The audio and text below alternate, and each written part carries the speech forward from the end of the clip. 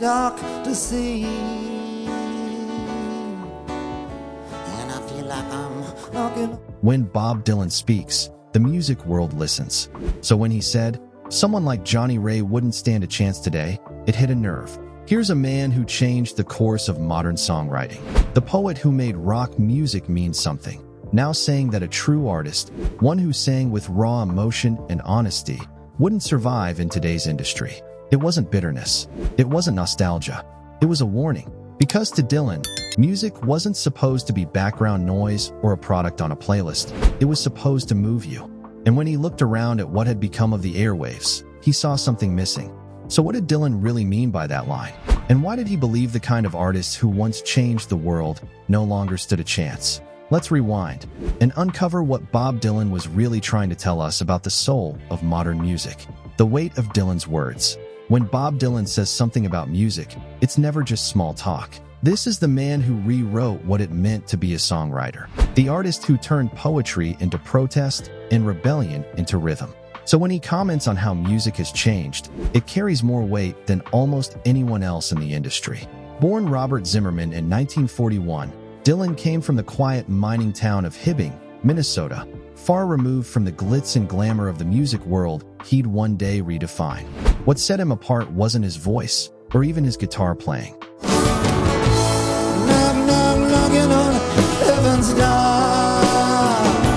It was the way he saw the world, how he could take chaos, heartbreak, and hope, and turn it into words that cut deeper than any headline. From the moment he hit New York City in the early 60s, Dylan became more than just a musician. He became a mirror, reflecting the struggles and ideals of an entire generation. Songs like Blowin' in the Wind, How many roads must a man walk down? and The Times They Are A-Changin' weren't just hits, they were rallying cries. Come gather round, people, wherever you roam. They made people think. They made them feel. And that's the key, feeling. Dylan has always believed that music's true purpose isn't to sell records or fill arenas. It's to connect human emotion to sound. He admired artists who didn't just perform, they bled into their songs. That's why his words about Johnny Ray hit so hard. Because when Dylan said someone like Ray wouldn't stand a chance today, he wasn't criticizing one artist. He was questioning an entire generation's relationship with music.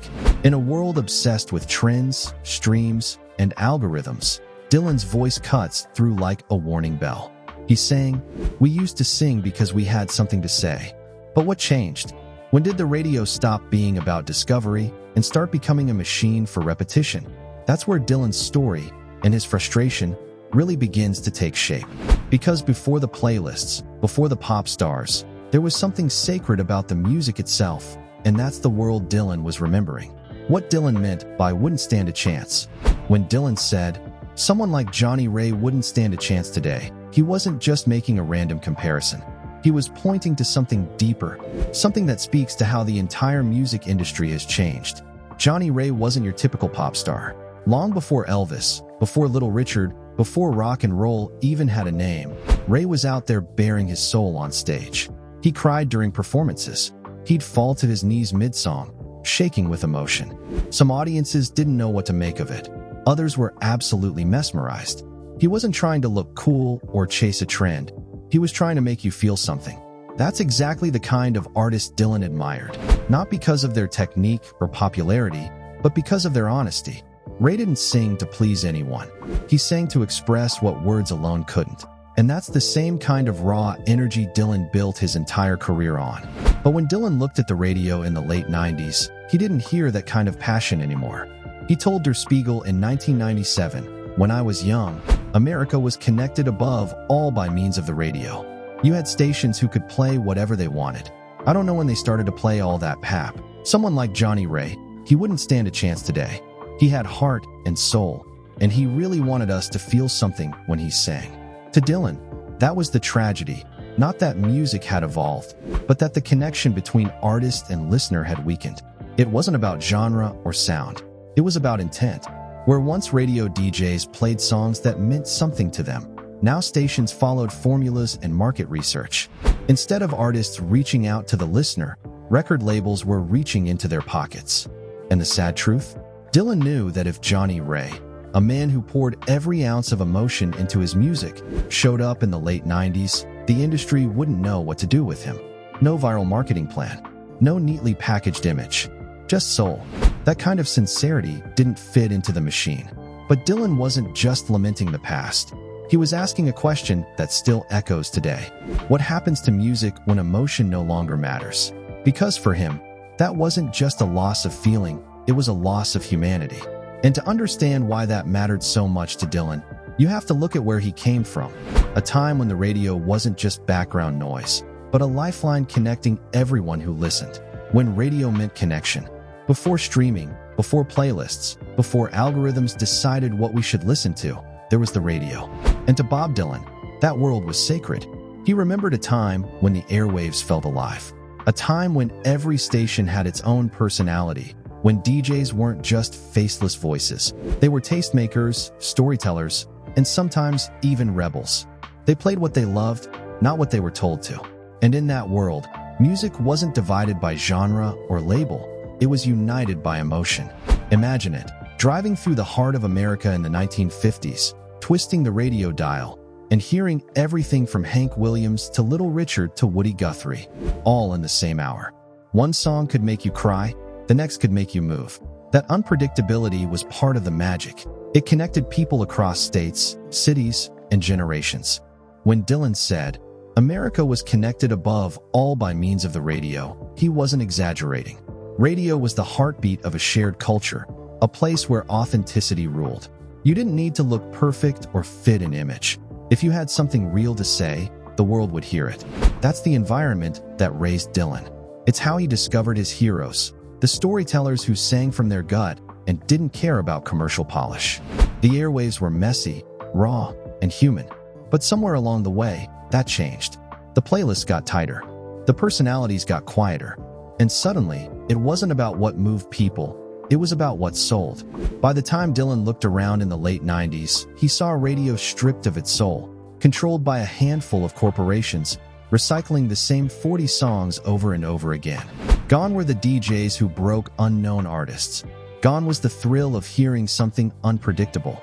To Dylan, it must have felt like watching the walls close in on something that once felt infinite. The airwaves that used to carry rebellion, truth, and emotion had turned into background noise for the masses. And that's what made his warning sting. Because once the connection is gone, once the heart of music gets replaced by market strategy,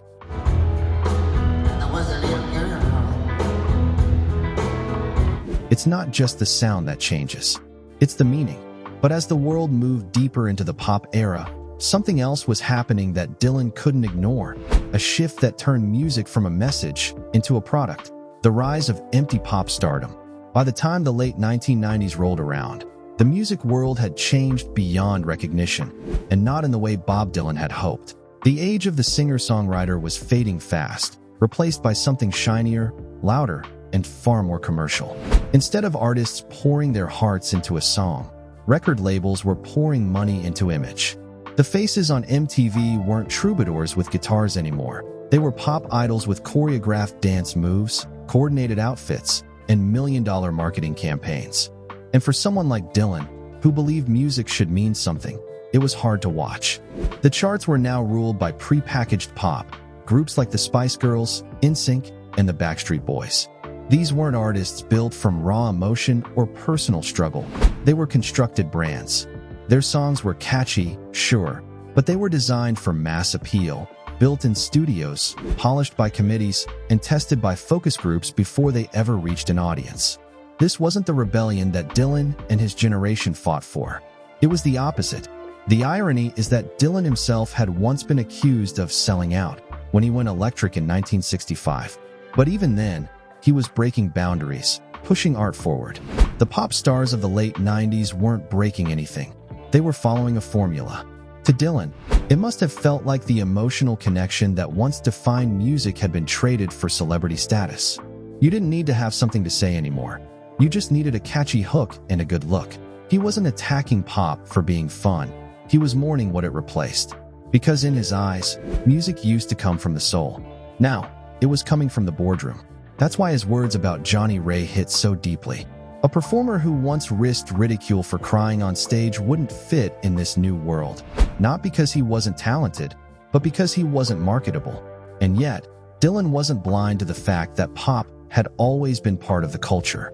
He knew that spectacle had its place, from Elvis shaking his hips to Little Richard screaming behind a piano. But even those performers had something modern pop was missing: heart. To Dylan, it wasn't about the genre, it was about the intent. Whether it was folk, blues, or rock and roll, the question was always the same. Are you saying something real, or are you just trying to sell something? By the late 90s, that answer was becoming harder to find. But even as Dylan's words sounded like an elegy for real music, there was still a flicker of hope, a new wave of artists who would soon rise up to prove that authenticity wasn't dead. Because just when the world thought raw emotion was gone from music, something gritty, loud, and unapologetically real was about to break through again. Dylan's lifelong fight for authenticity.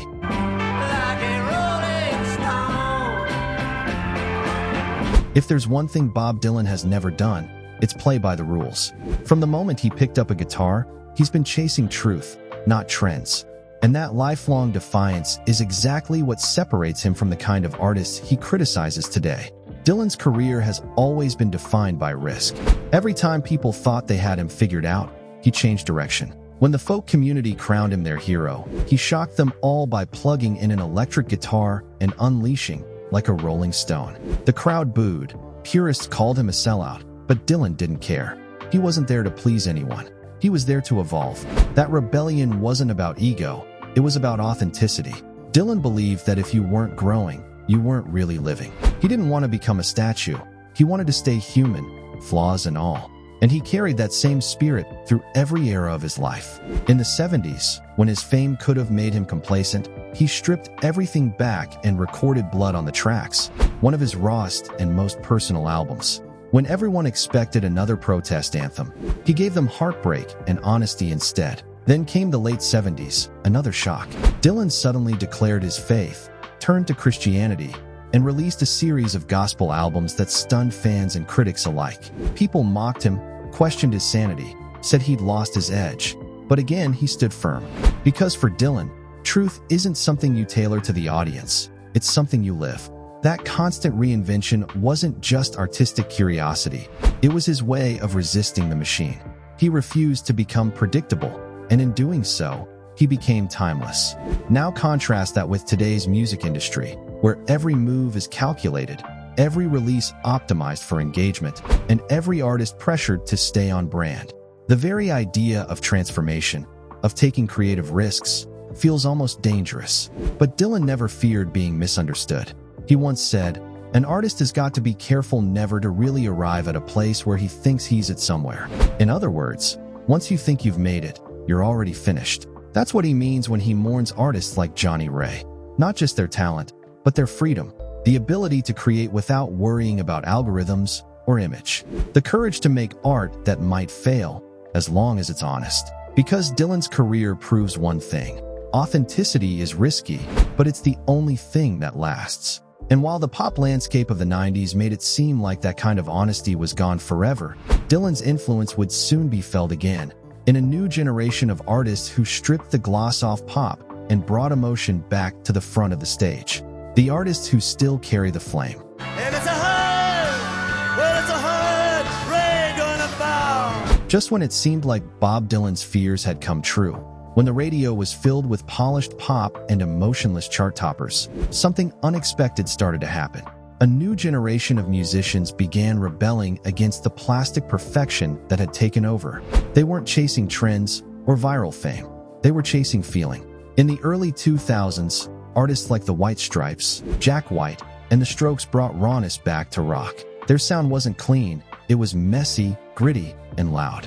It felt alive in a way mainstream pop didn't. You could hear the mistakes, the feedback, the sweat, and that's exactly what made it real. Jack White once said he was inspired by the limitations of old blues records, the same kind of simplicity that Dylan had celebrated decades earlier. No layers of production, no auto-tune, just emotion and energy. It wasn't about being perfect, it was about being true. And it wasn't just rock music. In the years that followed, a quiet revolution spread across genres. Try to make me go to rehab, I won't go. Artists like Amy Winehouse, Adele, and Lana Del Rey brought vulnerability back into pop. Tear on, tear on. Folk-inspired voices like Bon Iver, Phoebe Bridgers, and Hozier prove that introspective songwriting could still touch millions. Do you sleep so well? You keep telling me to live for. Even hip-hop, through voices like Kendrick Lamar and J. Cole, became a place where truth and poetry lived side by side. Each of these artists, in their own way, carried the same flame Dylan was afraid might go out. The belief that music should say something, that it should reflect who we are, not just what we want to buy. Sure, the industry is still dominated by algorithms and aesthetics, but every few years, someone breaks through the noise, someone whose voice cuts straight to the heart. And when that happens, you can almost feel Dylan's legacy echoing in the background, reminding us that authenticity still matters. Because while he once said that a singer like Johnny Ray wouldn't stand a chance today, maybe he underestimated how deeply people still crave honesty. Maybe that's why, decades later, audiences still go searching for songs that make them feel, songs that bleed, that ache, that mean something. It's proof that no matter how much the industry changes, that fire never truly dies. It just finds new hands to hold it. And maybe that's the part Dylan knew all along, that real music doesn't belong to any one generation. It's a cycle, a pulse, a heartbeat that keeps coming back, as long as there are artists brave enough to follow the truth, no matter how hard it hits. Because at the end of the day, Dylan's warning wasn't just about what's been lost. It was about reminding us that we still have the power to keep it alive. The echo of Dylan's warning.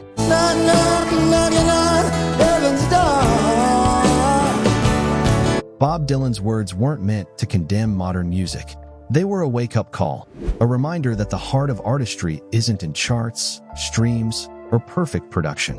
It's in honesty, in courage, and in the willingness to connect with people on a deeply human level.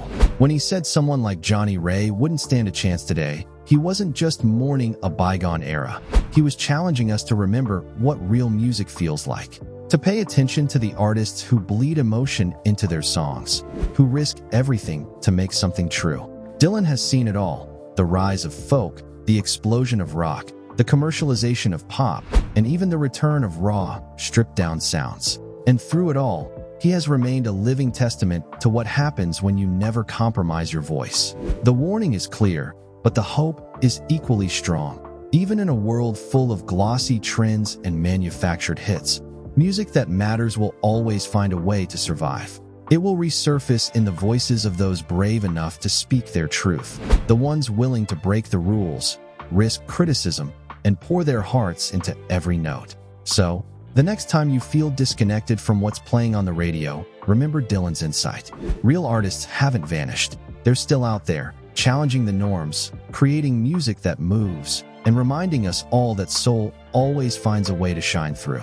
Because in the end, Bob Dylan's warning wasn't about the death of music. It was about the enduring power of honesty, the spark of creativity, and the timeless connection between artist and listener. And that spark is what keeps music alive.